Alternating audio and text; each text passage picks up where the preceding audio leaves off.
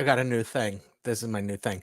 Welcome to Real Talk. I am your host, Paul Britton. I am here to talk to you about movies, but not just any old movies.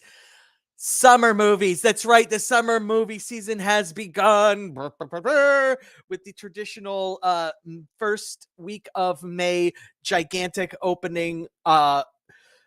This year, there isn't a Marvel movie coming out until July when we get Deadpool 3. Actually, it's Deadpool and Wolverine. But this year, so this year the slot was filled by a blockbuster from a completely different angle called The Fall Guy. This is an interesting kickoff to the summer season. We're just so used to seeing IP and franchises being, the big tent poles. And next week we're going to be getting a Planet of the Apes installment. Hopefully Sergio will be able to join us for that. And I kind of feel like I expected these two to be flip-flopped. I don't know why. It's just kind of a feeling that I get, that like I just not that I'm like, oh my god, we need IP, because that's not. I applaud original content. We need more originality out there and in movies coming through, but also, IP delivers, and Fall Guy. Let's just say Fall Guy gave a rather tepid start. Interestingly enough, this opening this weekend, also not really opening, was Phantom Menace came out for its third re-release.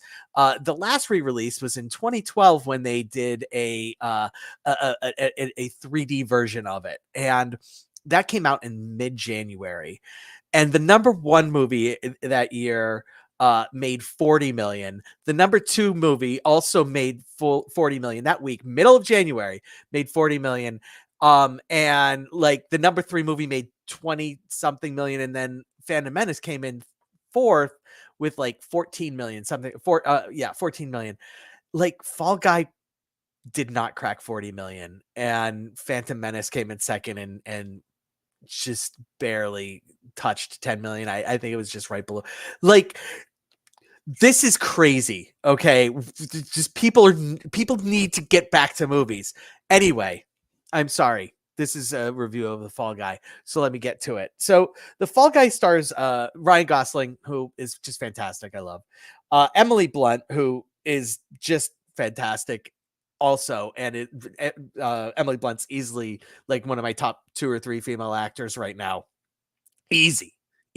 Cannot wait for her to do another Quiet Place movie. Would love to see her in another action flick with Tom Cruise. That was super fun. And directed by David Litch, who is known to have been involved with the John Wick series. He was he made the first one, and then he also made Atomic Blonde and Bullet Train. He's known to have gotten his start in stunt work, and working his way up and then becoming a coordinator, and all this, that's what he's good at. So this was really almost like a love story for him, in a way of just like, hey, look, I love these stunt folks. And these are all, the ones I listed, Atomic Blonde, John Wick, and Bullet Train, are ones that I just absolutely love. Like, just absolutely love all three of those movies. They're all, heavy rotation here at the house for just pop it in. Let's have some fun. Let's enjoy ourselves. And everything I heard about The Fall Guy leading up to it was like, this is great. It's if you've seen the trailer, the story. Emily Blunt plays a woman who is working her way up to becoming a director. Ryan Gosling plays a stunt guy, a stunt double for the biggest Hollywood star out there right now, Tom Ryder. And there is something goes amiss where the star goes missing, and and Ryan Gosling needs to go find the star. And what we find out in the movie is he's literally finding the star to save Emily Blunt's first directorial debut. And all I have to say is too much. Too much, too much, too much. And it's interesting because the movie actually makes the movie's super meta, and that's my favorite part about this movie. My favorite part about this movie is just how self aware and self referential it is. Just aware of movies in general, just aware of it, action movies, place within movies, super hyper aware of where the second line of production folks fall in the hierarchy of what's important to a movie. In that you don't have a movie without them, but they don't get the respect and recognition that they want. It's constantly aware of everything going on around it, and yet at one point it makes a joke about, look, people don't want to be bogged down in plot. They just want the thing to go forward, and this movie gets bogged down in plot and doesn't move forward. The the best this movie, if it were just a story about Ryan Gosling trying to get Emily Blunt back after having kind of disappeared off the face of the earth after getting hurt during a shoot, and not being able to work as a stunt guy. If it just been about that, I'm all in. And then and then when he does return for her directorial debut, just make it, make it about him trying to help her complete the movie. And even though she's in charge, she could do it obviously, but there are things going on in the background that she's not fully aware of. And it's super self-referential all the way through. Everything going on is multi-layers. There's the movie within the movie. I always love play within a play, movie within a movie. I love that that as a trope. And yet there's just this like murder mystery aspect of this movie that just doesn't make any fucking sense. And I struggled with it throughout. Another thing this is where I'm going to be going hot takey here, because I just, full disclosure, everybody has loved this movie. This movie has been well reviewed. Everybody I've seen online that has commented about it has said how much fun they had, how they enjoyed it, and I had fun ish, and I enjoyed it mostly. But this is me sitting in this movie watching it take place in Sydney, and it's the middle of the day, and they shut down the Sydney Opera House to film a sci-fi movie. Okay, so they're filming a sci-fi movie, and they shut down it's a sci-fi movie in the middle of a desert. Think Dune crossed with Mad Max. That it's Dune crossed with Mad Max. That's exactly what it is. Okay. And so you're in the middle of the desert. You're filming in downtown Sydney. Okay, why?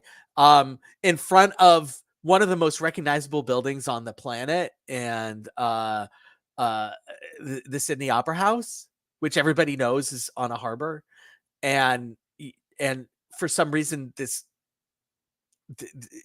now in the middle of a desert, and you have to convert the Sydney Opera House and the harbor into a desert, and it makes it nothing about this movie it makes any sense. Like I'm just caught there. Like there's shit happening in this movie that is just absolutely insane, and guns going off left and right. So many fights and so many things crashing, and you never see a single police officer. Now I know what you're going to say. Same thing with Bullet Train. It's ridiculous to think that these people are going to be on this train and having fights and getting shot and setting up obstacles and stuff on Bullet Train. Okay, sure, except that Bullet Train really has a feel of taking place on another planet. Like, I mean, it's in a fantasy world. Let's not say on another planet. It really has the feel of taking place in a fantasy world. And the Fall Guy, when not filming the film in the film, is clearly in Sydney, Australia today, and clearly not some like wacky zany world where there are assassins going after a briefcase. It's just people making a movie, and there's just no movie on the planet that's going to film in front of the Sydney Opera House in order to set up a desert scene that doesn't need the Sydney Opera House as a backdrop. Like, you're not filming in front of the Sydney Opera House. You're filming on a planet or something in the middle of a desert, and there's this awesome funky architecture, sure, but everybody knows what that architecture is. Nobody's going to look at that and say, "Oh, that's a cool I wonder where they got that idea from. That's interesting." And that's what's going on with me in my head throughout this movie. And when I was able to get past that, and during the meta portions of the movie where like, there's this really one of my favorites. My two favorite scenes are there's one scene where with a bullhorn, where Emily Blunt and Ryan Gosling are kind of bickering back and forth, and it's establishing Blunt's character's emotions and feelings towards Ryan Gosling character, while also trying to establish Ryan Gosling's rationale, 10 years ago or however long ago it was, on why he just kind of disappeared. And that's number one. And then number two, they're having a phone conversation while Ryan Gosling, is trying to be surreptitious in going through, breaking into a hotel. And like, she says, "Well, I'm having a trouble with the scene. Tell me what you think." And he's like, "Okay, go ahead." She's like, "I'm thinking split screen." And then instantly you get a split screen. And these two lovers, these two lovers from across the galaxy are being brought together, even though they're from different worlds. And you just see the two different worlds that they're functioning. It's just great. It's a fantastic part. And unfortunately, that could happen in anything other than the ridiculous crime that Ryan Gosling is trying to solve, that is completely unnecessary. Like, you could do that without the burdensome stuff that the movie acknowledges that people don't want. I don't know why this movie's getting a pass for being ridiculously burdensome. I if I were given the option of watching this again, or pick one of the three: Atomic Blonde, Bullet Train, John Wick, I'm picking the other three, any one of the other three, every single time, and 57 times in a row. If I could just pick one of them, like, maybe the 58th time I'll be like, okay, I've watched this 57 times in a row, I guess I'll go ahead and watch Fall Guy. But then I'm going back to the other one. And that's just where I land, and I gotta be true to myself. And ultimately, this movie just didn't do it for me. Here at Real to Real Talk, we rate movies with tacos, not stars. And if we feel like we're going to give it a little something extra, we give it guacamole instead of a half a taco, because nobody eats a half a fucking taco. So look, it's a very standard rating here. I give this out a lot. It's 2 tacos plus guac. The tacos are not very good. I'm just going to be honest with you. I did not enjoy eating the tacos, but the guac was delicious. It was bad tacos, delicious guac. And the guac in this case is the super meta contextual stuff going on throughout the movie, which I absolutely loved. There were aspects of this movie. I could have easily loved this movie. Instead, I just kind of like, okay, whatever. I'm not buying it, So that's how Hollywood kicked off their summer. All of the streamers decided they needed to release something this weekend to kick off their summers as well. And we'll start with Max. Max did a young adult novel adaptation for a young adult novel called Turtles All the Way Down. It's funny because I was watching this movie, and about a half hour in, I'm like, this movie's not for me. Like, it's not made for me. I'm not the target audience at all. And it just feels like a completely mediocre young adult novel. And then, sure enough, I find out later, hey, guess what? It is a young adult novel. I'm not going to speak to its mediocrity level because I haven't read it, but here we are. This particular young adult level novel leads to a somewhat mediocre movie. So the story behind this movie is that there is a girl who's in high school we meet her with her therapist, okay?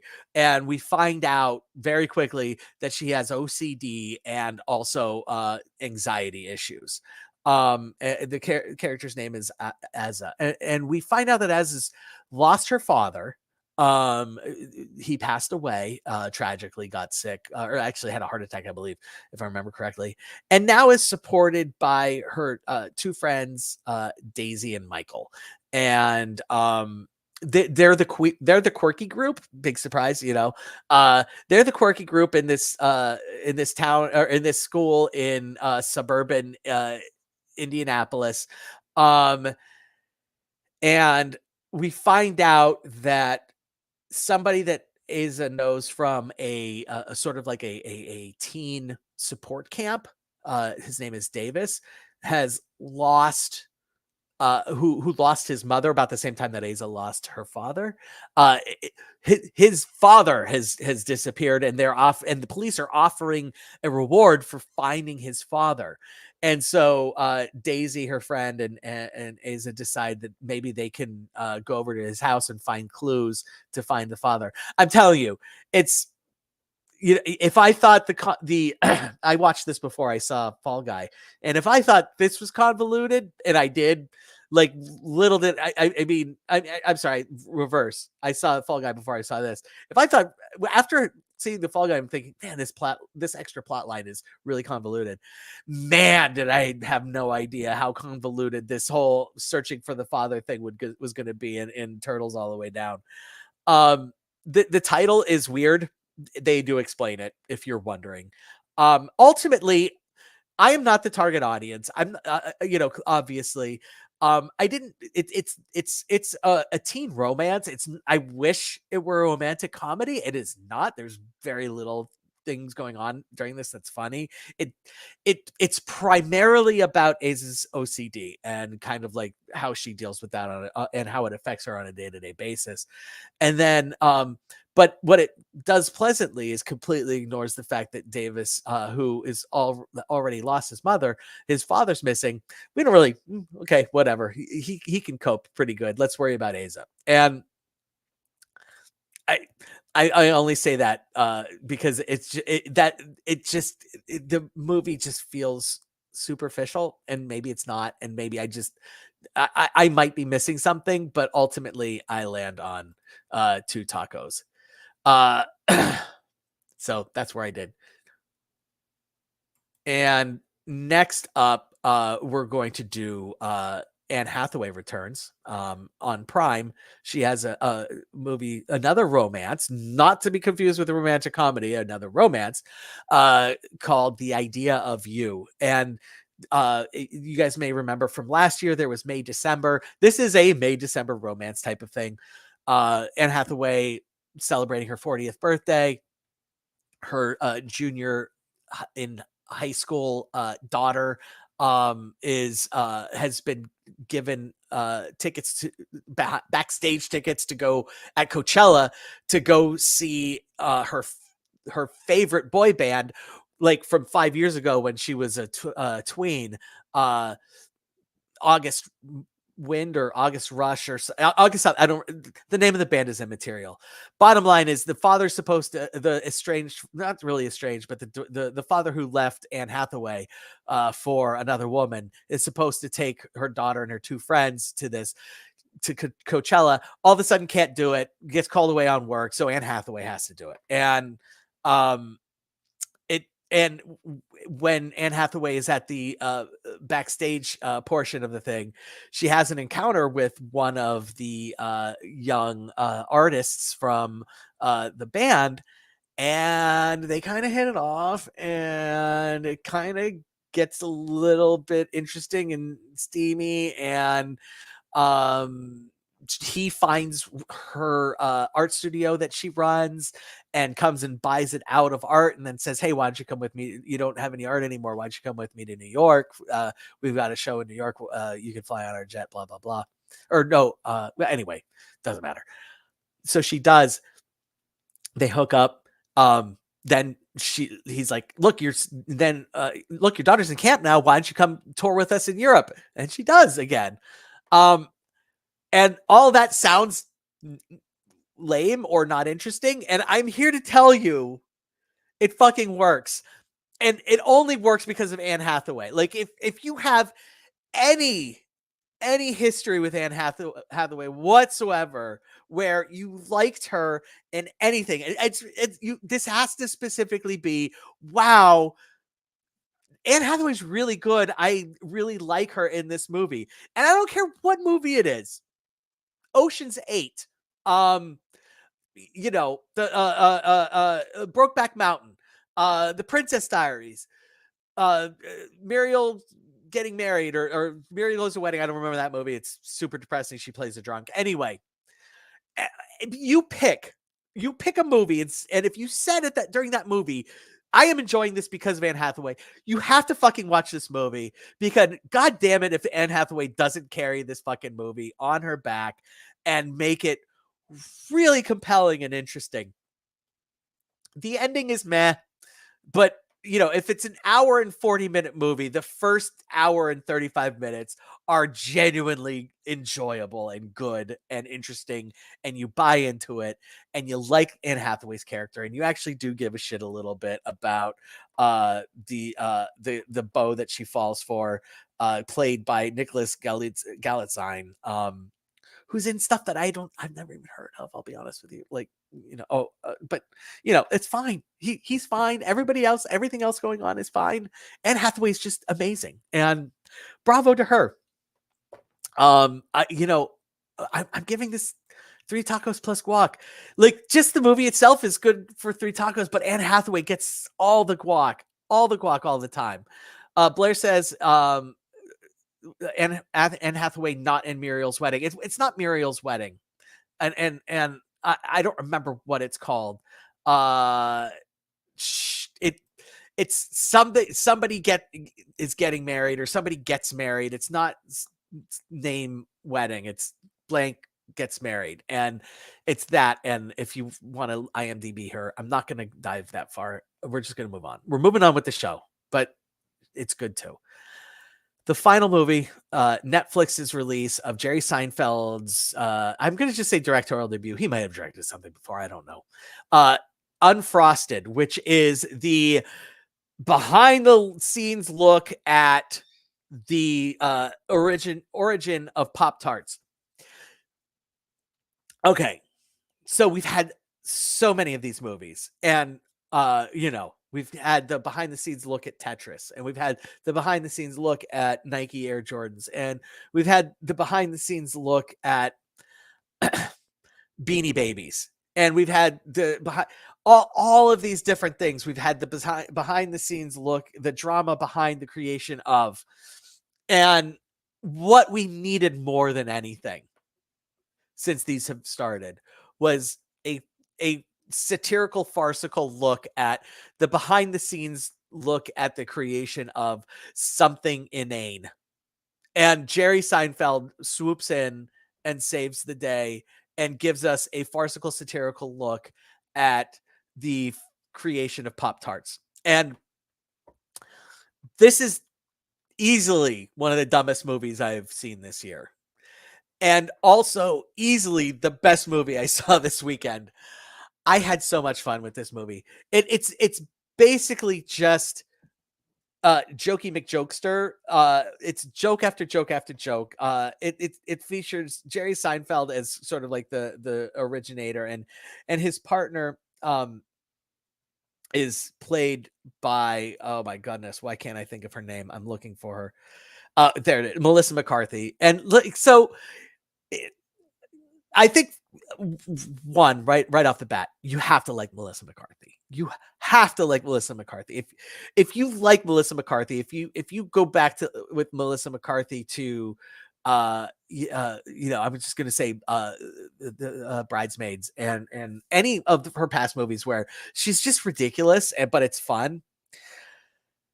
And if you like movies that just are do silly things like having Hugh Grant play Thurl Ravenscroft, and if you know who Thurl Ravenscroft is, then you know, or movies that have Jim Gaffigan in them. And you can say what you want about Jim Gaffigan, but he's funny. Okay, sure, you could go back to Melissa McCarthy and the Gilmore Girls, whatever, as long as you have an appreciation for Melissa McCarthy and her brand of humor.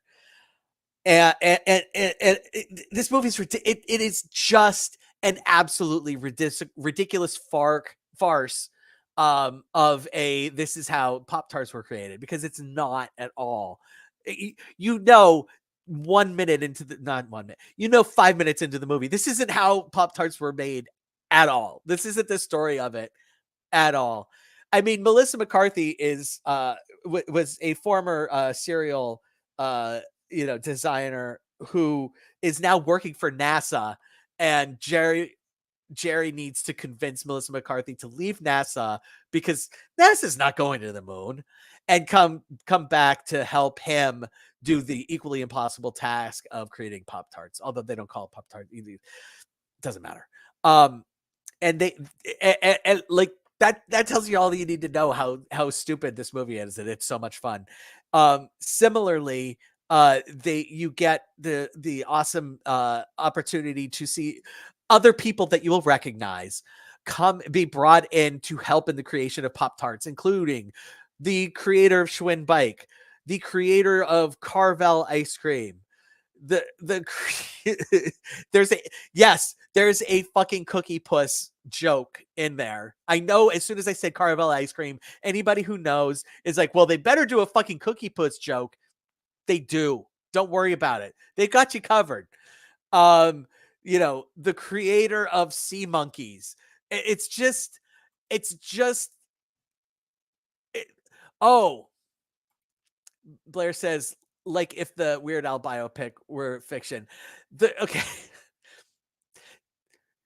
This is to corporate America movies the creation of what the Weird Al biopic is to musical biopics, where there is like 1% a taste of truth. Like in the Weird Al biopic, for example, they record their demo of another one rides the bus in the biopic in Weird, in a bathroom, and that's true. Like they created this demo tape, and for some reason they recorded it in a bathroom, because they thought the acoustics would be good, and like so if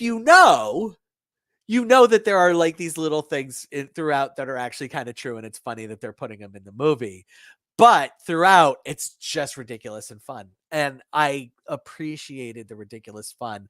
I don't things I don't need anymore are music biopics and corporate America commercials for shit that we already buy. Like I just don't care anymore. I'm giving this 4 tacos. They're not great tacos.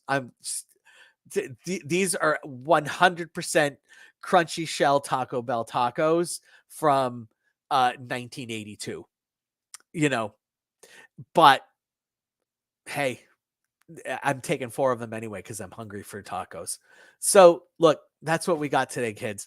Like I mentioned, next week we got the next Planet of the Apes installment with Sergio. Sergio's coming into town, gonna just kill it because he always does.